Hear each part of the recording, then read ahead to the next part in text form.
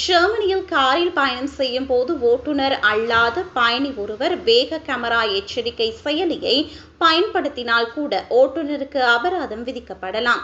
German சட்டத்தின்படி வாகனம் ஓட்டும் போது வேக சோதனைகள் குறித்து எச்சரிக்கும் சாதனங்களை பயன்படுத்த ஓட்டுநர்களுக்கு அனுமதி இல்லை. 2023ஆம் ஆண்டில் கார்ல்ஸ்ரூவில் உள்ள ஒரு நீதிமன்றம் ஓட்டுநர் ஒருவருக்கு 100 யூரோக்கள் அபராதம் விதித்து தீர்ப்பு வழங்கியது.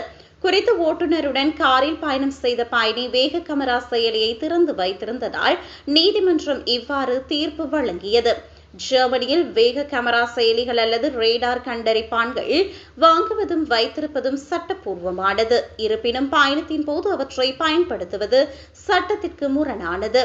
வேக கேமரா எச்சரிக்கைகளை கொண்ட கைபேசி செயலிகள், GPS சாதனங்கள் மற்றும் நேவிகேஷன் அமைப்புகள் இதில் அடங்கும்.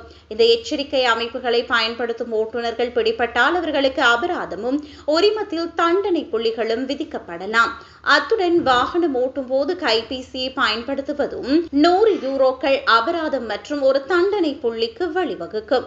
எனினும் பயணத்தை தொடங்குவதற்கு முன்போ அல்லது இடைவேளையின் போதோ ஓட்டுநர்கள் வேக கேமராக்களின் இருப்பிடங்களை சரிபார்க்கலாம் என அதிகாரிகள் கூறுகின்றனர். ஆனால் பயணம் தொடங்கியவுடன் சட்ட சிக்கல்களை தவிர்க்க எச்சரிக்கை செயலியை நிறுத்த வேண்டும் என்று அறிவுறுத்தப்பட்டுள்ளது.